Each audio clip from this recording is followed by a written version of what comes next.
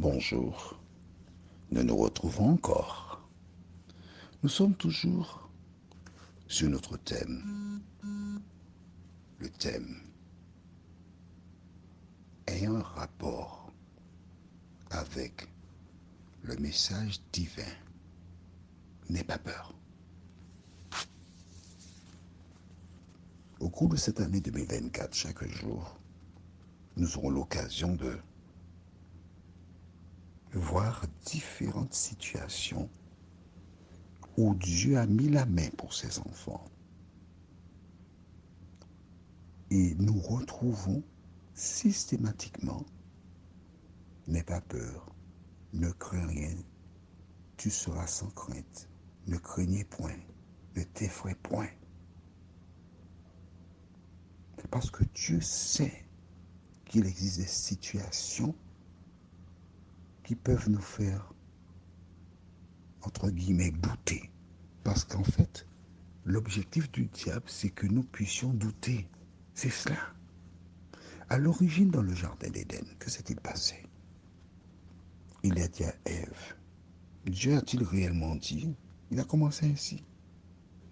Après, il dit, mais non, Dieu sait très bien que si vous mangez, vos yeux s'ouvriront, vous serez comme lui.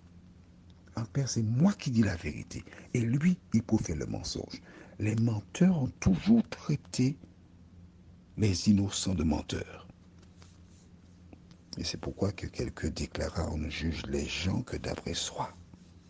Plus tard, lorsqu'il va vers Jésus, il lui dit, si tu es le Fils de Dieu, il veut mettre encore le doute dans le cerveau de Jésus. Et c'est ça son travail.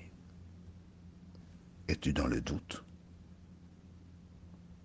As-tu une crainte quelconque? Dieu a la solution pour toi.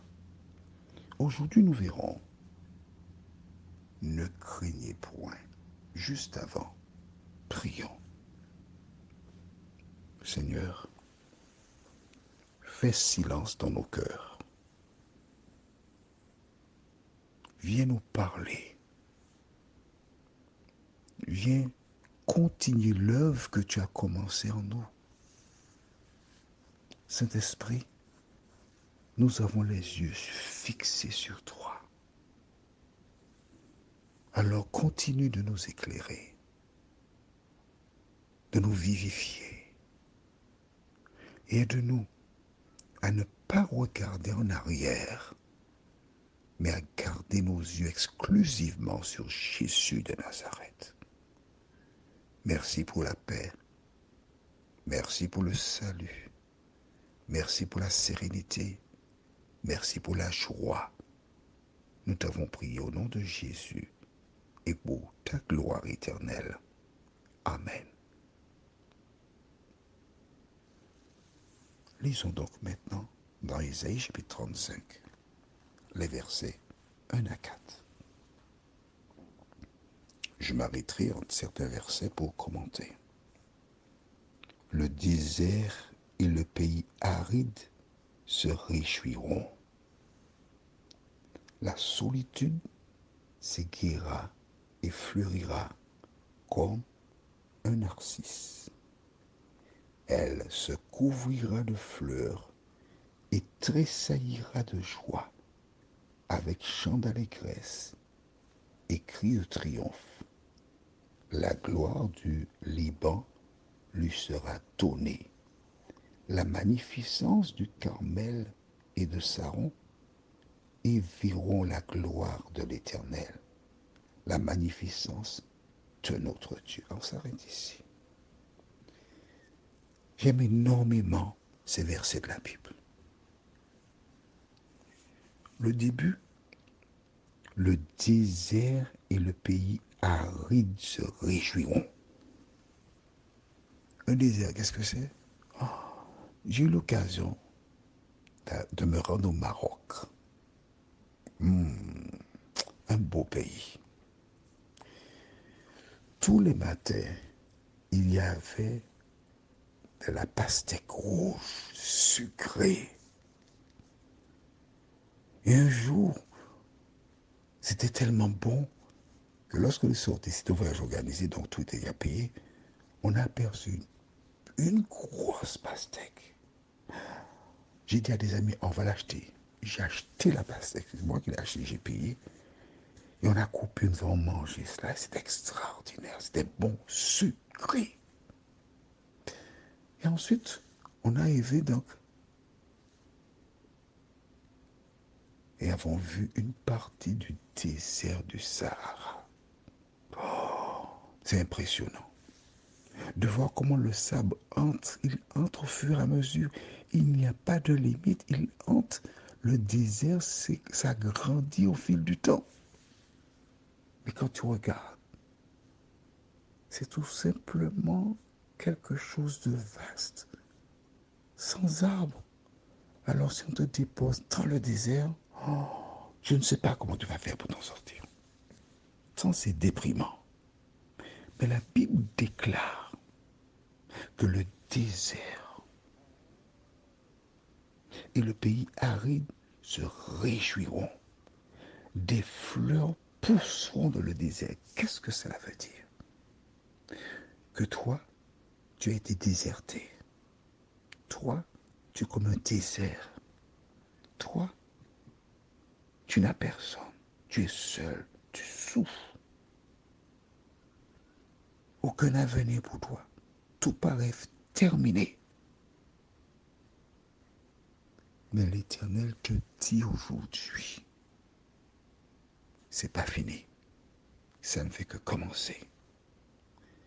Alors il dit au verset 3 et 4, fortifiez les mains languissantes et affermissez les genoux qui chancellent.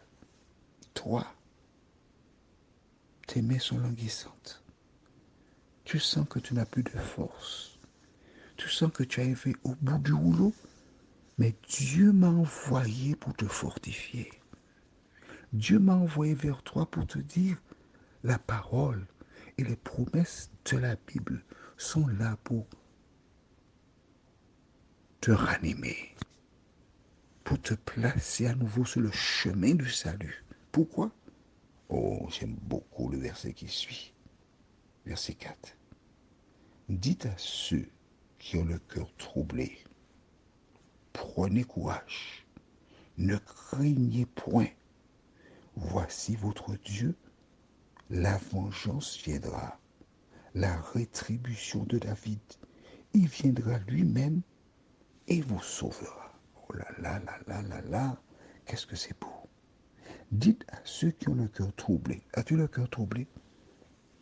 As-tu des doutes? As-tu des soucis? As-tu des fardeaux?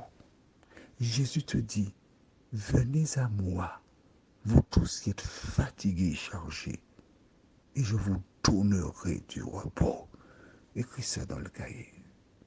Matthieu 11, verset 28 et suivant. Venez à moi.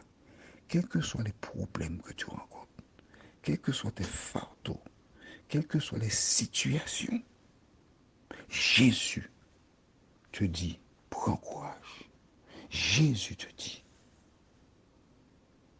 ne crains point. Jésus te dit, moi, Dieu, la vengeance, je viendrai. Et je m'occuperai de ces personnes qui te causent problème, de ces personnes qui te persécutent, des personnes qui te rendent la vie difficile. Je m'occuperai de ces personnes. Tu n'as rien à craindre. Prions.